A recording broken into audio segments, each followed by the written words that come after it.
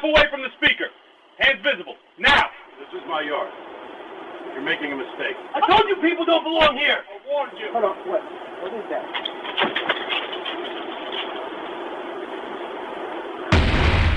Before the flashing lights, before the shouting, before the cold grip of fear wrapped around his ribs, Marcus Reed had been living one of the calmest evenings he had had in months. At 41 years old, Marcus was the kind of man people trusted instantly, a black firefighter paramedic, a father of two, the steady heartbeat of his home. He had spent the morning finishing a 24-hour shift at Station 14, pulling a double so another firefighter could attend his son's soccer game. That was Marcus, dependable, patient, always choosing service, even when no one was watching. When he came home that afternoon, the house smelled like barbecue sauce and charcoal, Danielle's way of telling him she missed him. Their daughter, Ariel, had just turned 12 the week before, and tonight's plan was simple: grill some food, play a little music, celebrate as a family. Nothing fancy, nothing loud. Danielle Reed, calm and soft-spoken, worked as a school counselor at Riverside Middle. She had a way of shrinking tension without saying more than a sentence or two. She set out plates on the patio, laughing as their 9-year-old son Micah tried to sneak extra chips behind her back.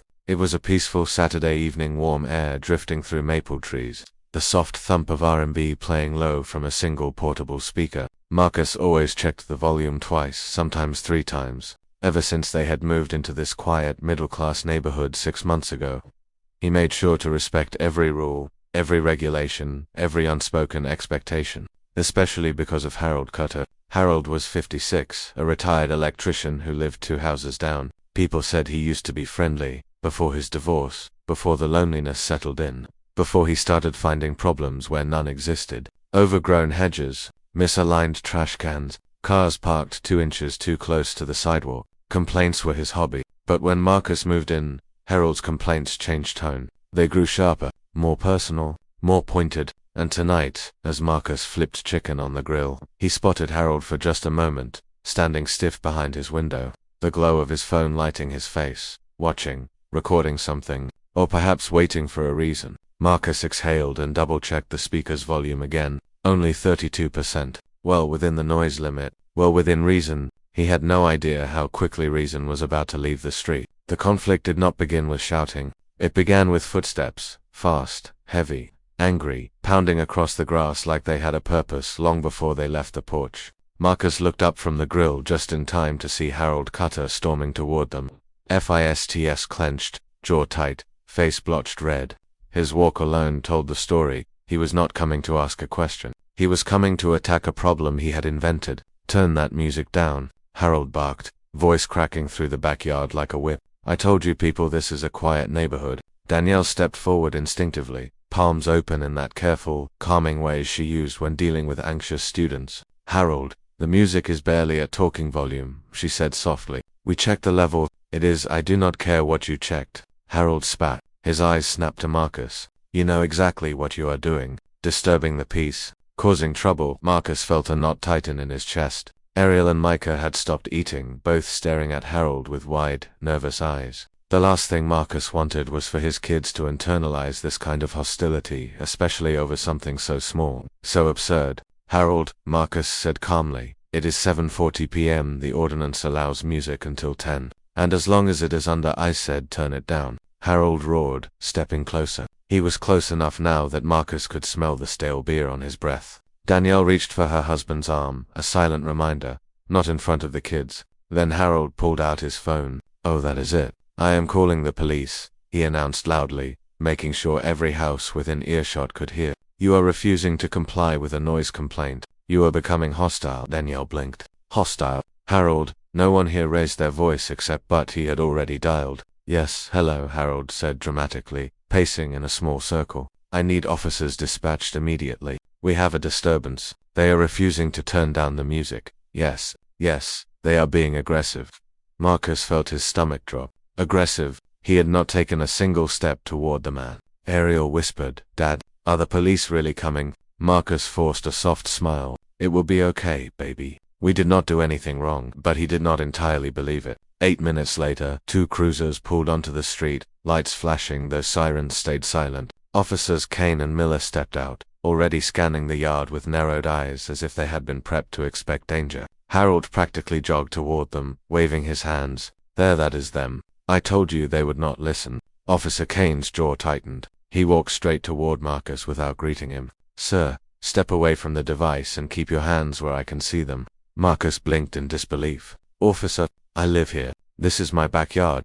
That is not what we were told, Kane replied flatly. Officer Miller circled around toward the speaker, kneeling beside it like it was evidence. Danielle raised a hand politely. Officers, if I may, we will speak with you next, Kane snapped, not even looking at her. Harold crossed his arms triumphantly behind them. I tried to be reasonable, he said loudly, but he jabbed a finger at Marcus Gart in my face, started threatening me. Marcus's mouth fell open. What, I did not threaten anyone. You walked up yelling at us. Officer Miller stood. Sir, you need to lower your tone. I am not raising my tone, Marcus said quietly. I am just lower your tone, Miller repeated. Danielle inhaled sharply. Officers, please, we will get to you. Kane cut her off again. Harold was not done. He stepped toward me aggressively, he added, voice dripping with false fear. My life felt in danger.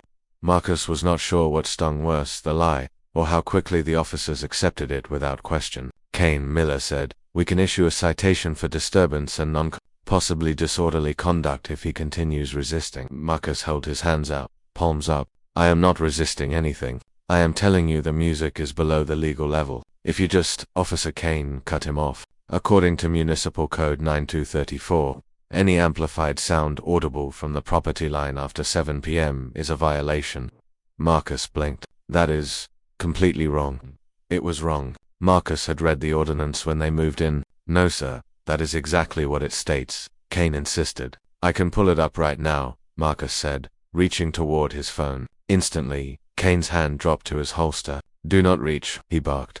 Ariel burst into tears. Micah grabbed Danielle's leg. Danielle's voice wavered. Please do not escalate this. He was just reaching for his phone. Across the street, a teenage neighbor named Eli Parker had begun recording on his phone. He stepped a little closer to get a clear view. Officer Miller spotted him. You back up. This is an active investigation. I am on the sidewalk, Eli replied calmly. Back up or you will be detained. Eli held his ground. I am legally allowed to record.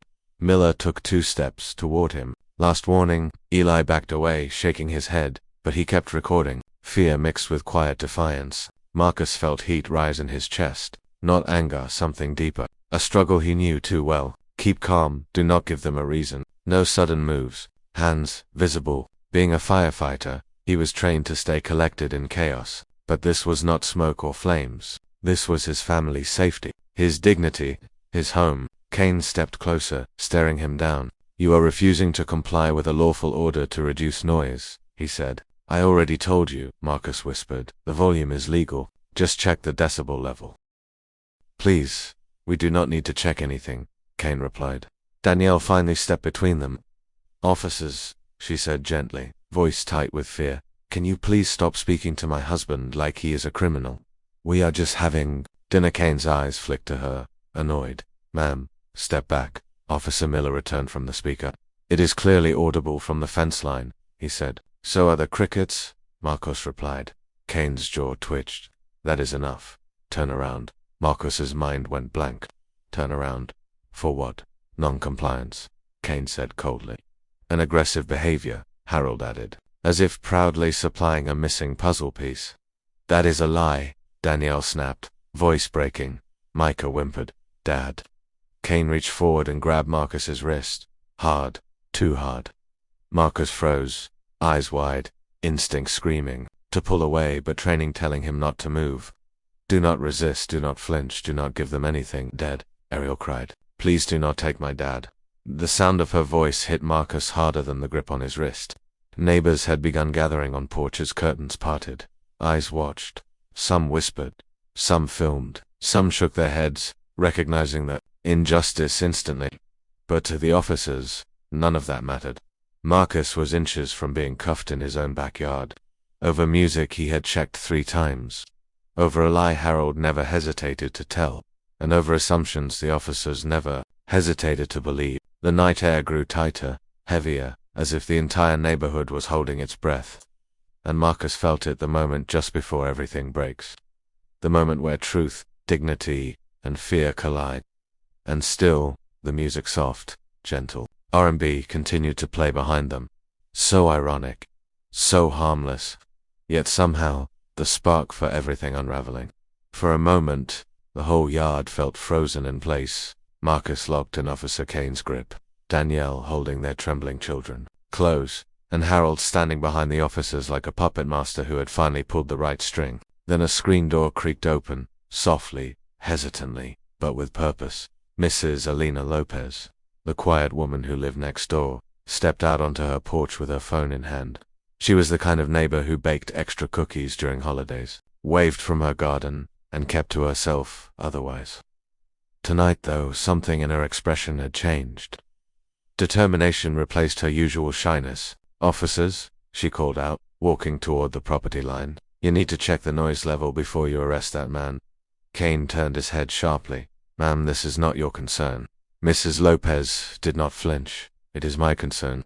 I have lived next to Harold for 8 years, and I have been keeping track of this sort of thing for a long time." A small murmur rippled through the gathering neighbors. She held up her phone.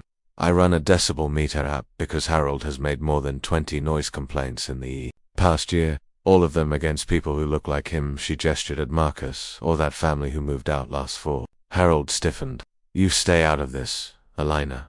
Nobody asked you," she cut him off. "This evening, Marcus's music has ranged between 32 and 38 decibels. The city ordinance allows up to 55 during permitted hours. You know that?"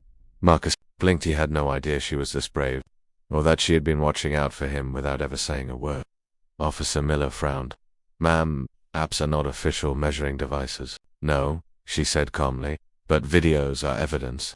Then she hit play. On her screen, only an hour earlier, Harold stood in his own driveway, with his garage door open, blasting a classic rock station so loud the bass rattled the camera and microphone.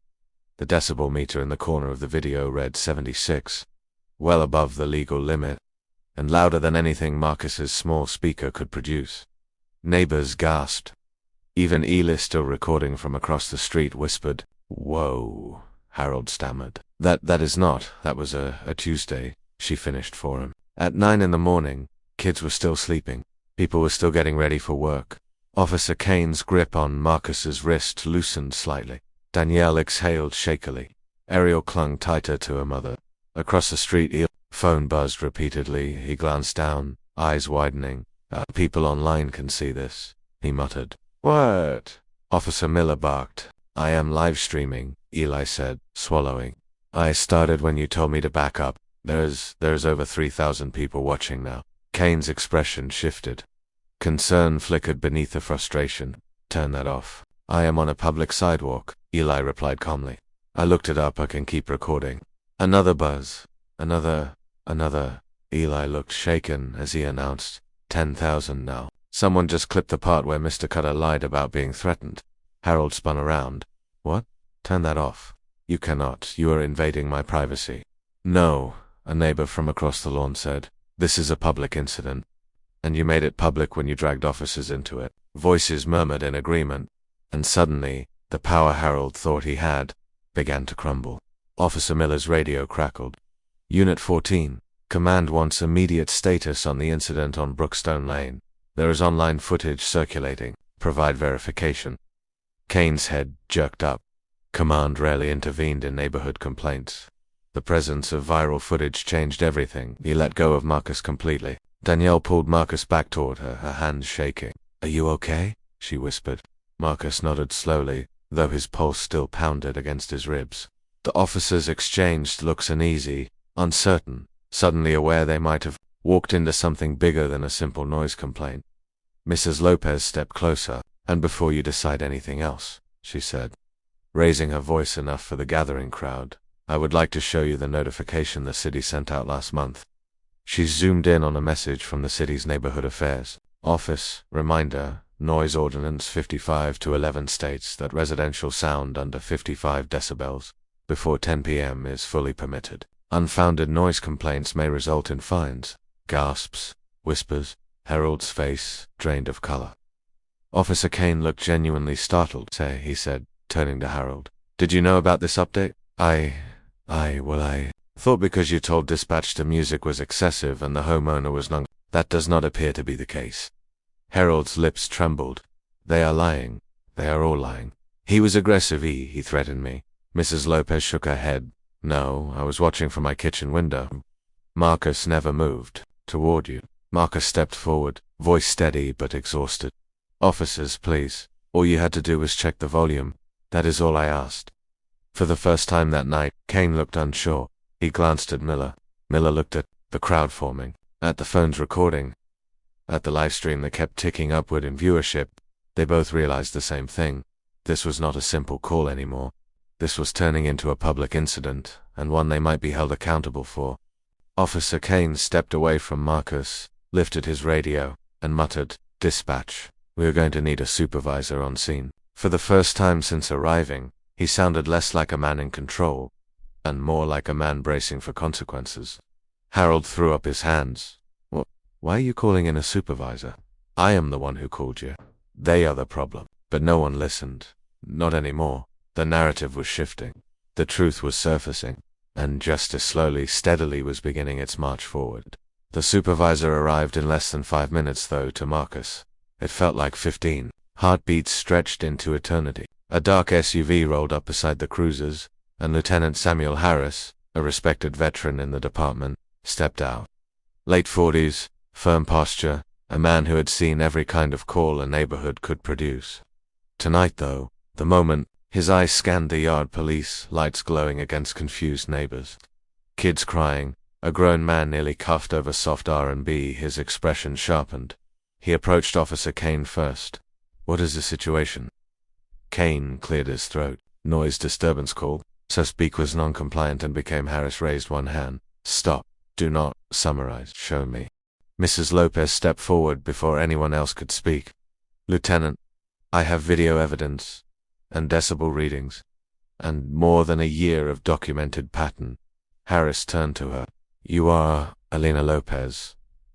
Next door neighbor. I can explain. He listened patiently, completely, and while she spoke, Kane and Miller stood rigid, like schoolboys waiting for their turn to explain why the vase broke. Harold hovered behind them, arms cross-tied, jaw clenched, as if sheer stubbornness might hold his story together. Mrs. Lopez played the videos, Marcus's music, gentle, low, fully within legal limits. Harold's garage rock, loud enough to wake an entire block. Then she held up her phone with the city ordinance on screen. Harris read it. Slowly, carefully. Once, twice. When he looked up, the air shifted. Officers, Harris said evenly. Did you verify the decibel level before escalating? Kane swallowed. We were acting based on the complainant's statement. Sir, did you verify the decibel level? No, sir, Kane admitted.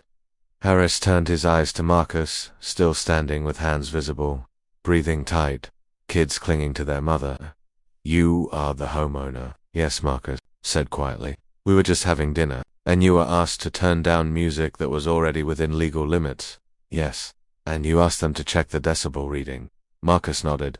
Harris pressed his lips together, a gesture that carried far more disappointment, then anger. Then he turned, slowly, deliberately, to Harold Cutter. Sir, is there any reason you told dispatch the situation was aggressive when the video shows otherwise? Harold stepped back slightly. He stepped toward me. Mrs. Lopez shook her head. No, he did not. Eli's live stream continued recording, capturing every word. The comments scrolled rapidly across the screen. Cutter's lying. Fire those officers. This is racial profiling. Protect that family. Harold jabbed a finger at their phones. You cannot record me. That is illegal. Harris faced him squarely. It is absolutely legal. And you made this a public call when you involved law enforcement. Harold stuttered. I should not have to deal with noise like that. These people, the crowd inhaled sharply. Those words, these people, hung in the air like a confession. Harold did not mean to speak aloud. Harris's expression hardened.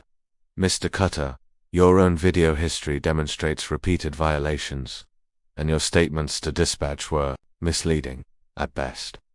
You may be facing fines for misuse of emergency resources.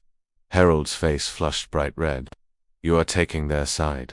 We are taking the truth's side, Harris replied firmly. It was the closest thing to a verbal gavel drop the neighborhood had ever heard. Harris finally addressed Kane and Miller. Stand down and step aside. They obeyed instantly, no resistance, just quiet shame. For the first time tonight, Marcus was not the one under scrutiny. Now, Kane and Miller stood where he had stood moments earlier, under the weight of accountability, the eyes of neighbors, and the unwavering lens of Eli's livestream. Harris faced the crowd. I want to be clear, no one here is being detained, and no laws were broken by the homeowners. Marcus exhaled. Danielle hugged their children close. Aria whispered, Dad, it is okay now. Not entirely, but maybe. Finally trending that way. And Harold. He stormed back toward his house, but not before muttering a final, bitter line. You will regret this. No one believed him. Not anymore.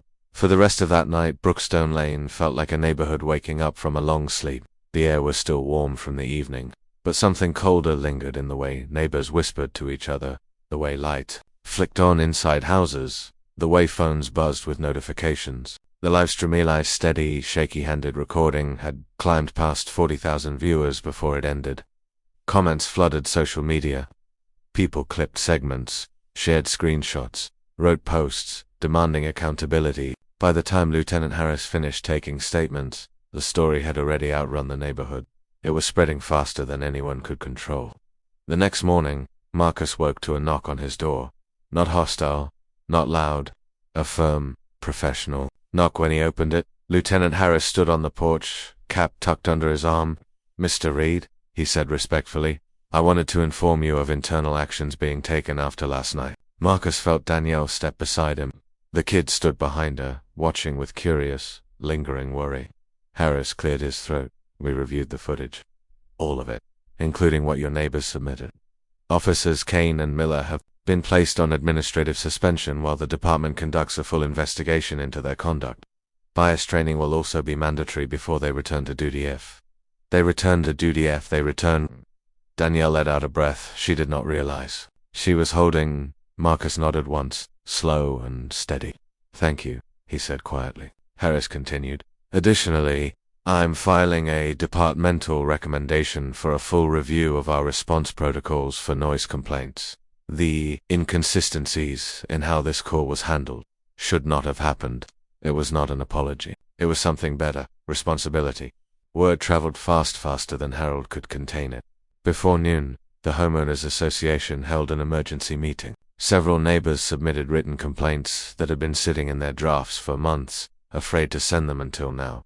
Noise harassment, targeting certain families, false accusations, aggressive confrontations. The HOA president, normally patient to a fault, delivered the decision straight. Mr. Cutter, your repeated misuse of emergency services and your pattern of discriminatory behavior violate 3 HOA codes. Effective immediately, you are fined $1,500, lose voting privileges, and are placed on probation. One more violation, and we will pursue legal removal from the community. Harold exploded. You are punishing me for asking for quiet, or expecting order. You are being held accountable, the president replied firmly. There is a difference. For once, Harold had no allies to turn to. His face turned pale, then red, then furious. But consequences were consequences, he liked them or not. By Monday, local news stations were parked at the entrance of the subdivision.